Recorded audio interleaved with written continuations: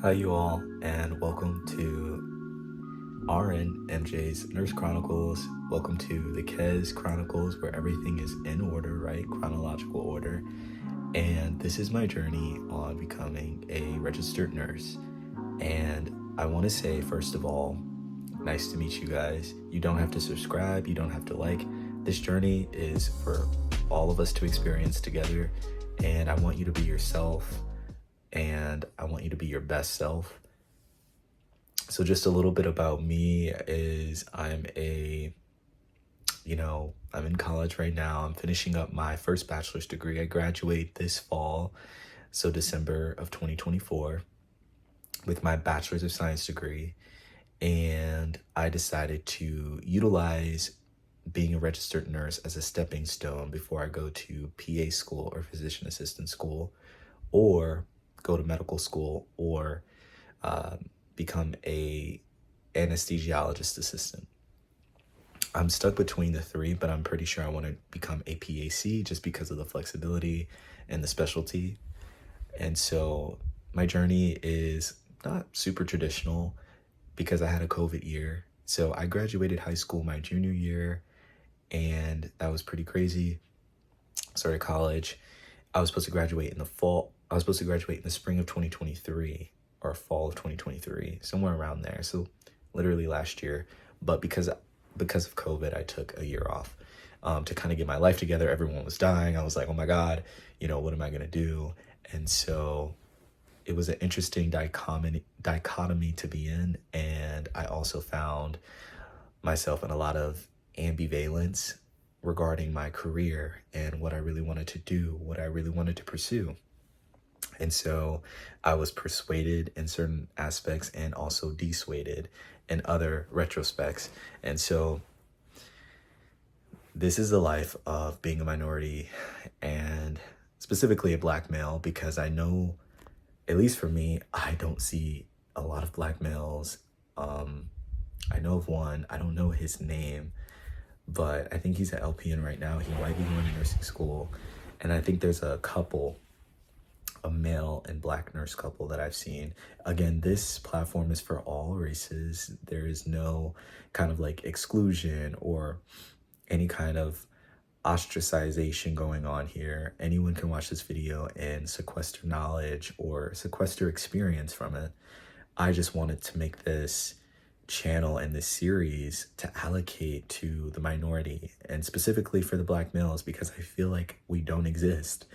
And we don't technically, okay? In the grand scheme of things, we make up 0.26% of the nursing profession. That's not even talking about STEM in general, right? We know that we barely make up a percentage when it comes to African American males and being African American in general in STEM, period, right? So it's a super humbling experience, and I really wanted to share this with you guys. So I might go on some tangents. I kind of want to give some updates and maybe some things you're going to expect from me in the next upcoming videos. And so so I will be graduating as magna cum laude, which is the top 15% of my class here at my PWI, or publicly white institution. And that was super amazing. I'm probably going to be missing SUMA, so the top 5%, 3.9 or higher GPA, by 200ths. So I'll be graduating with like a 3.88 or something close to that. And so they don't round, obviously, but I got really exhausted in one of my semesters. It was specifically when I was taking organic chemistry and anatomy and physiology and some other classes at the same time. I was super exhausted. Did fairly okay, despite me not being able to show up to lectures as often as I could because of the attrition that I was feeling, the lack of motivation that I was feeling. I was just overly exhausted, overly lethargic when it came to my studies, and I did not want to pick up a book. I didn't want to study about, anything related to anatomy or learning about, configurations when it comes to stereochemistry. Like, I just wasn't in the mood. But I thank God for him giving me the grace to make it this far and to continue to do so gracefully. Now, I do have a twin brother, so that's just a little bit I'll share. I won't share too much because I'm not sure how I feel just yet about putting my whole life on the internet.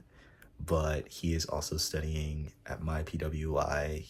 He'll be graduating in about 2 years or so if he stays on track. He decided to take a year off after high school, which is normal. And yeah, he's studying psychology. He might be switching majors, graphic design. So I am the only single one right now in my whole family. So all of my siblings are in some kind of relationship. When it comes to being in an exclusive relationship, I am the only single Pringle. So hi, you all. If you are single just like me, be sure to say that down below. I don't want to feel like I'm the only single potato up here just chilling. There's nothing wrong with that. I think it's perfectly healthy and perfectly normal.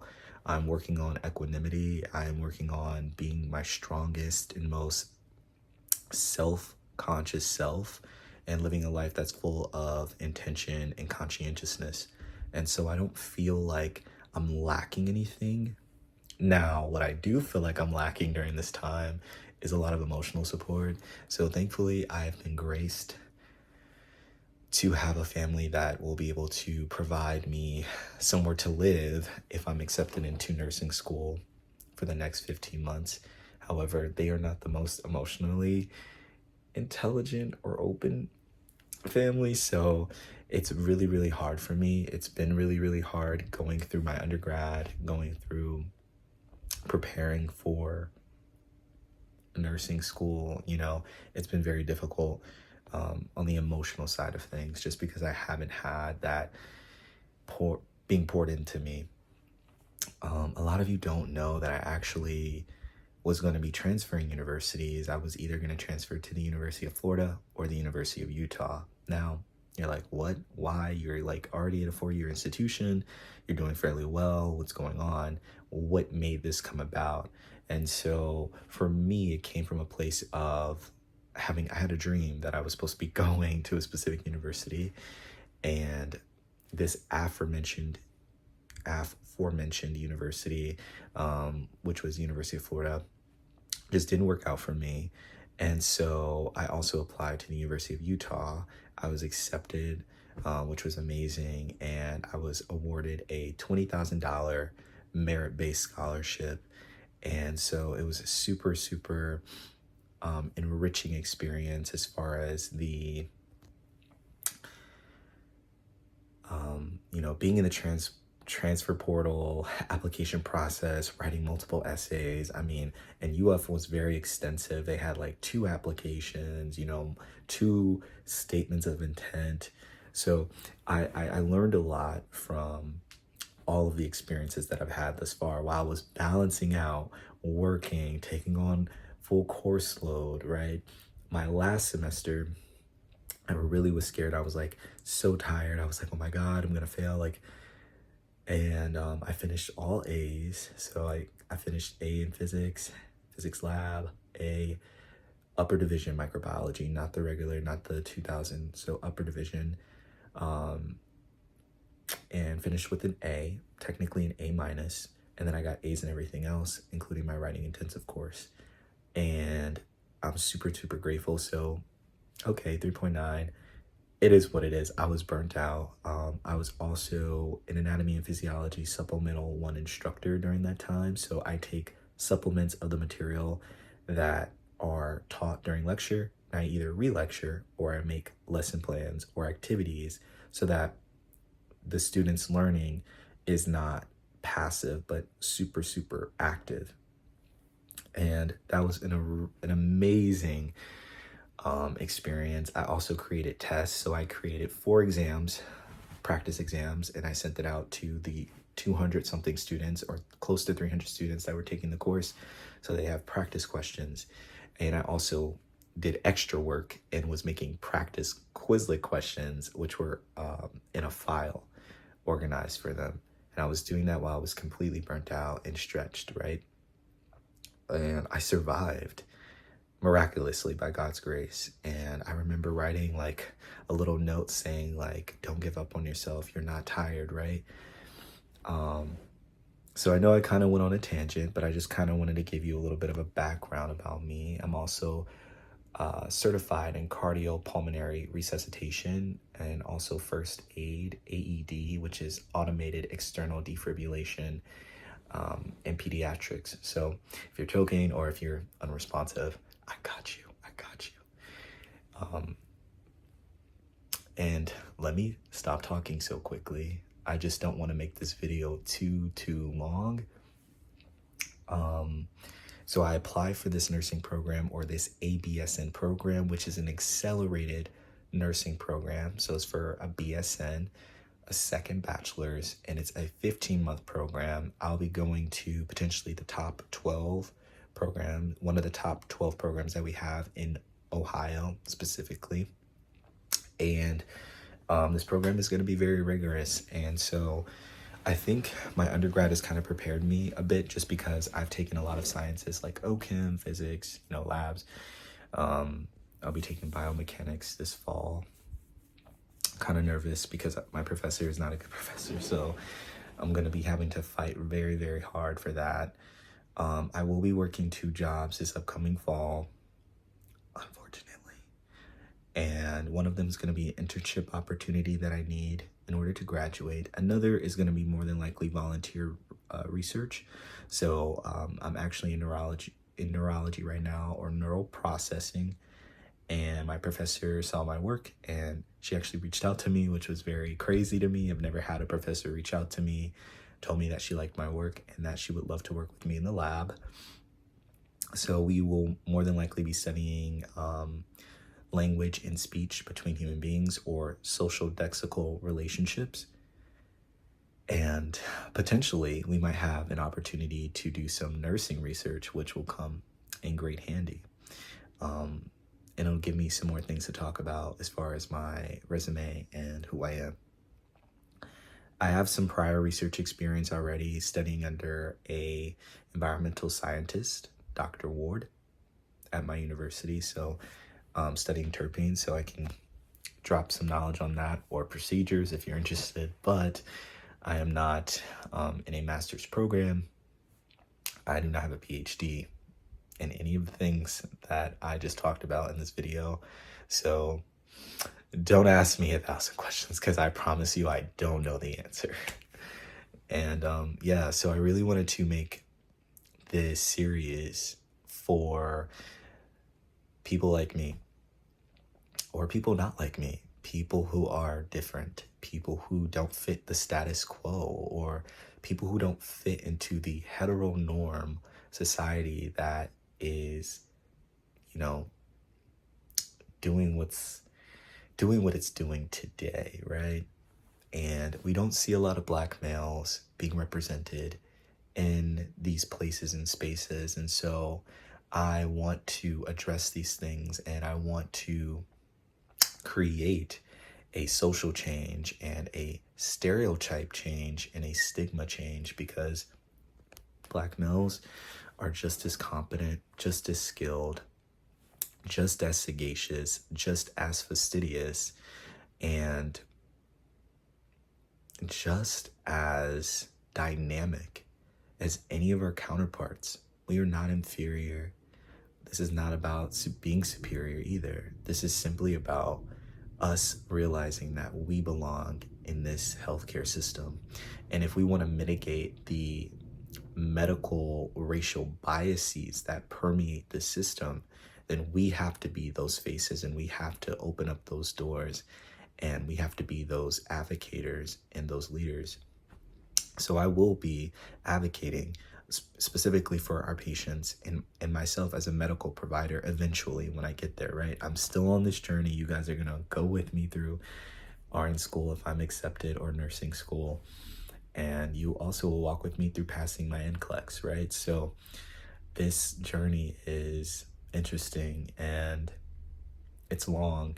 It's, excuse me, it's actually very hard, tumultuous, difficult, comes with a lot of adversity. But despite the adversity, despite the, resistance, the stubbornness, and a lot of lackluster invitation when it comes to what I might bring to the table, or what my minority counterparts in the BIPOC community might bring to the table, that doesn't matter. And I want us, and individuals who don't look like me, specifically my white counterparts, I want them to know that we are supposed to be allies, that we're in this together, and we need to grow up and we need to mature. Oh, this is a good time. Actually, I do have a podcast on Apple Podcasts called Maturability. It's all about maturation in your 20s. So if you're interested, we talk about things that are emotional, physical, anything that deals with healing and getting stronger and becoming better.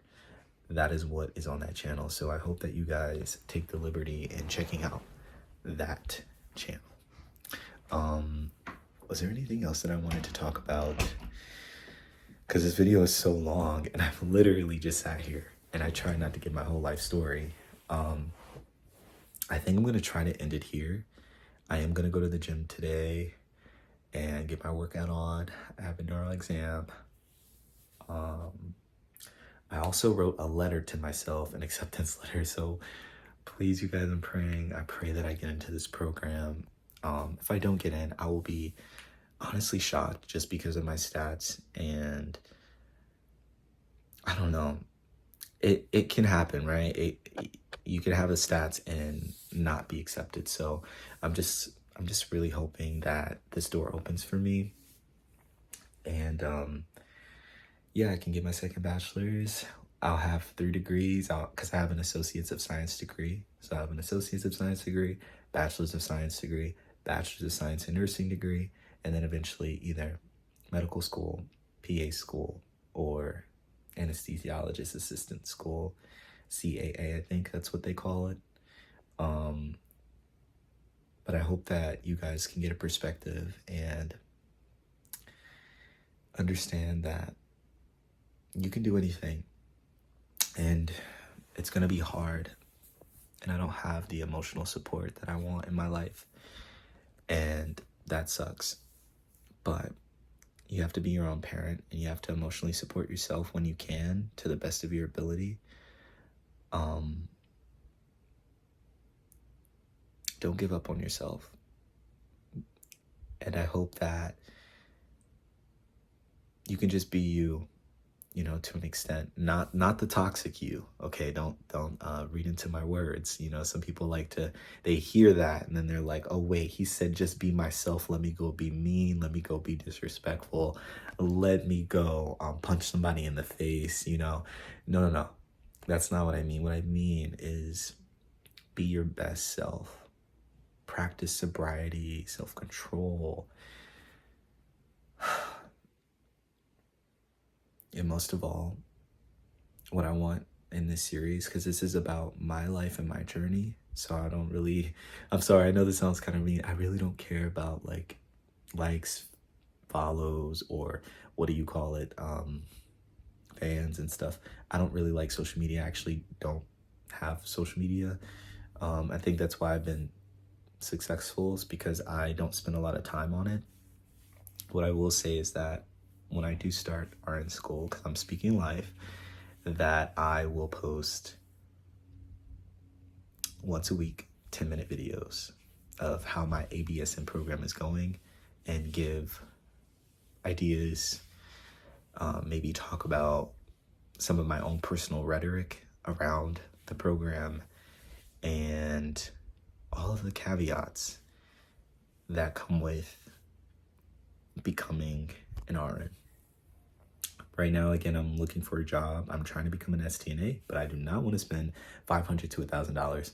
Absolutely not. So I'm trying to find these long-term healthcare facilities that provide free STNA training, but they're very hard to not just locate, because they're easy to locate, but it's hard to sequester getting an interview. I don't know why, but I feel like my resume is pretty okay, pretty solid, not perfect, but it's pretty solid. And I've just been having a hard time with that.